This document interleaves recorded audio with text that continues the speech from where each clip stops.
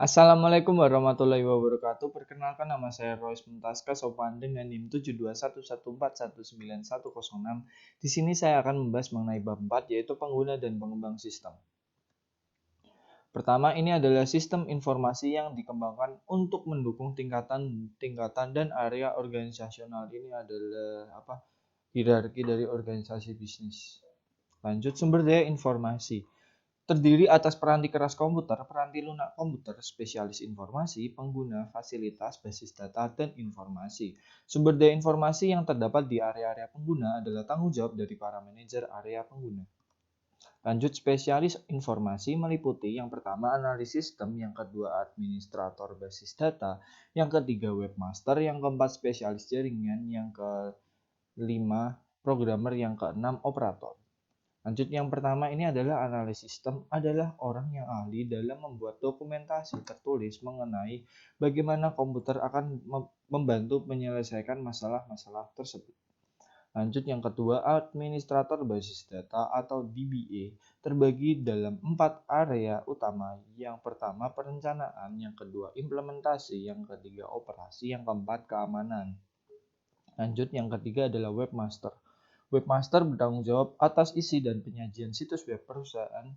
Webmaster harus bekerja sama dengan spesialis jaringan untuk memastikan bahwa jaringan komunikasi antara perusahaan dan pelanggan dan atau sekutu bisnisnya selalu terbuka. Webmaster biasanya memiliki keahlian dalam memanipulasi atau perancangan grafik. Webmaster bertanggung jawab dalam membuat gambar-gambar yang tersedia tetap konsisten dan saling mendukung dalam seluruh halaman situs web. Satu tugas penting seorang webmaster adalah melacak orang-orang yang mengunjungi halaman web perusahaan. Lanjut, yang keempat adalah spesialis jaringan, bekerja dengan analis sistem dan pengguna dalam membuat jaringan komunikasi data yang menyatukan sumber daya komputasi yang menyebar. Memelihara jaringan yang memenuhi persyaratan untuk aplikasi-aplikasi berbasis web adalah hal yang sangat sulit untuk dilakukan karena sebagian besar komunikasi terjadi di luar batasan perusahaan. Yang kelima adalah programmer, menggunakan dokumentasi yang dibuat oleh analis sistem untuk membuat kode program komputer yang mengubah data menjadi informasi yang dibutuhkan oleh pengguna. Yang terakhir yaitu operator, menjalankan peralatan komputasi berskala besar seperti komputer mainframe dan server yang biasanya berlokasi dalam fasilitas komputasi perusahaan. Lanjut, kita akan membahas mengenai struktur organisasi layanan informasi. Spesialis informasi dalam layanan informasi dapat diorganisasikan menurut berbagai macam cara. Unit-unit organisasional yang pertama disentralisasikan di dalam perusahaan dengan hampir seluruh sumber daya informasi berlokasi di unit IT. Ini adalah tren dari struktur tersentralisasi ke desentralisasi. Lanjut, struktur organisasi inovatif. Perusahaan-perusahaan besar berusaha untuk mencapai suatu struktur organisasi yang terdesentralisasi secara sentral. Hal ini dicapai dengan memberikan wewenang kepada unit IT korporat untuk mengambil keputusan-keputusan yang berhubungan dengan infrastruktur IT dan berwenang kepada area-area bisnis untuk mengambil keputusan mengenai penggunaan IT secara strategis di area-area masing-masing. Struktur ini memiliki kesulitan karena dua alasan yang seperti: yang pertama, IT kini memainkan peranan yang lebih besar di perusahaan daripada di masa lalu. Yang kedua, perubahan teknologi yang pesat menuntut agar struktur memberikan perhatian khusus untuk mengembangkan pengetahuan dan keahlian informasi bagi pengguna sistem maupun pengembang, sekaligus memanfaatkan segala jenis sumber daya informasi yang tersedia dari vendor dan konsultan. Lanjut, sebagai respons atas kebutuhan, para peneliti SIM mengidentifikasi tiga struktur inovatif. Yang pertama, model sekutu, yang kedua model platform, yang ketiga model terskala. Ini adalah model jaringan organisasi sistem. Lanjut, cara pandang inovatif terhadap struktur organisasi menyadari bahwa fungsi IT bukanlah satu unit berdiri sendiri yang menyimpan sumber daya informasi dan memberikan semau sistem informasi kepada para pengguna. Hal ini yang perlu bahwa yang pertama, IT berinteraksi dengan pengguna maupun vendor, dan yang kedua, tanggung jawab atas fungsi-fungsi tertentu dialokasikan kepada spesialis-spesialis seperti pejabat informasi, divisional, dan manajer rekening.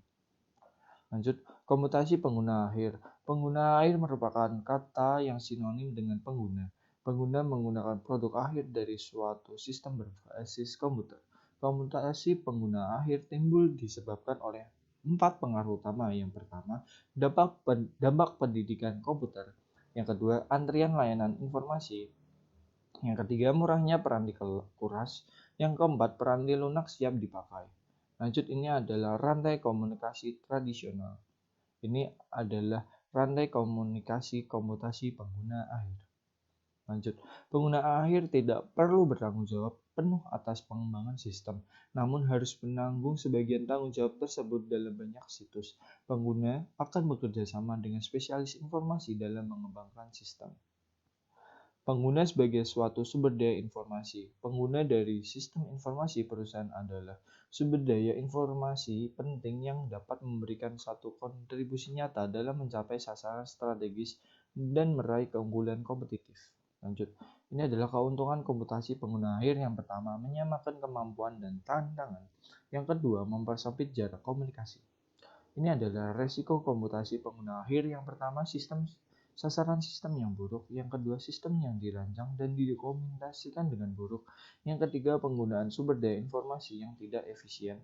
Yang keempat, hilangnya integritas data. Yang kelima, hilangnya keamanan. Dan yang terakhir, hilangnya kendali. Pengetahuan pengembangan sistem. Pengetahuan adalah sesuatu yang dapat dipelajari baik itu melalui mata kuliah normal maupun melalui upaya sendiri. Yang pertama, pengetahuan komputer. Yang kedua, pengetahuan informasi. Yang ketiga, dasar-dasar bisnis. Keahlian pengembangan sistem. Yang pertama adalah keahlian komunikasi, kemampuan analisis. Yang ketiga, kreativitas. Dan yang terakhir, kepemimpinan. Lanjut, mengelola pengetahuan yang ditunjukkan oleh sumber daya informasi perusahaan. Beberapa sumber daya yang mencerminkan gudang-gudang penyimpanan pengetahuan yang berharga yaitu peranti keras, peranti lunak, spesialis informasi, pengguna, fasilitas, basis data, dan informasi. Lanjut, otomatisasi kantor atau official automation adalah penerapan otomatisasi seperti teknologi komputer pada pekerjaan kantor. OA meliputi seluruh sistem elektronik formal maupun informal yang terutama berhubungan dengan komunikasi informasi ke dan dari orang-orang di dalam maupun di luar perusahaan. Satu keunggulan OA adalah adanya fakta bahwa ia memberikan sambungan komunikasi bagi orang-orang di dalam dan di luar perusahaan dan untuk saling berkomunikasi satu sama lain. Ini adalah model OA atau Office Automation. Pergeseran dari pemecahan masalah administrasi ke manajerial. Contoh-contoh aplikasi OA antara lain yang pertama pengolah kata, yang kedua email, yang ketiga fax, yang keempat penanggalan elektronik. Lanjut, kita akan membahas mengenai kantor maya. Konsep kantor maya atau virtual office mengakui bahwa pekerjaan kantor dapat dilakukan hampir di semua lokasi geografis selama tempat kerja tersebut terhubung dengan satu atau lebih lokasi tetap perusahaan oleh suatu jenis kemampuan komunikasi elektronik. Konsep ini dimulai dengan telecommunicating, lalu disempurnakan untuk menciptakan suatu fasilitas kantor yang disebut hoteling. Lanjut, telecommunicating memiliki keuntungan dan kerugian. Keuntungannya fleksibilitas, memudahkan dalam berkomunikasi, lalu kerugiannya yaitu bersifat isolasi, kekhawatiran akan kehilangan pekerjaan atau terganggunya karir, dan yang terakhir, meningkatkan ketegangan keluarga. Lanjut, hoteling. Keuntungan hoteling adalah pemanfaatan sumber daya dan ruangan yang lebih efektif dan fokus yang lebih baik pada apa yang dibutuhkan untuk mendukung personel kantor. Resiko hoteling adalah meliputi anggapan akan hilangnya bonus oleh para karyawan yang tidak lagi memiliki ruangan kantor pribadi, hilangnya perasaan berada dalam suatu komunitas, dan potensi dampak negatif pada budaya korporat. Lanjut, keuntungan dan kerugian kantor maya. Telecommunicating dan hoteling memungkinkan adanya kantor maya. Kantor maya mampu mengatasi kendala-kendala fisik dari suatu tempat kerja dengan peranti elektronik sehingga memungkinkan diperolehnya seberapa potensi keuntungan nyata dan akan timbul beberapa dampak negatif dalam sebuah perusahaan yang berkomitmen untuk menjalankan strategi kantor maya. Yang pertama keuntungannya yaitu biaya fasilitas yang lebih rendah, biaya peralatan yang lebih rendah, dan yang ketiga berkurangnya penghentian pekerjaan, dan yang terakhir yaitu kontribusi sosial. Lalu kerugiannya moral yang rendah, dan yang terakhir kekhawatiran akan risiko keamanan.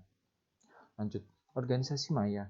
Keberhasilan kantor maya memicu para visioner untuk melihat bagaimana kantor maya dapat diperluas hingga berlaku bagi keseluruhan perusahaan sebagai organisasi maya. Di sebuah organisasi maya, operasi keseluruhan perusahaan dirancang sedemikian rupa sehingga menjadi tidak terikat pada lokasi-lokasi fisik.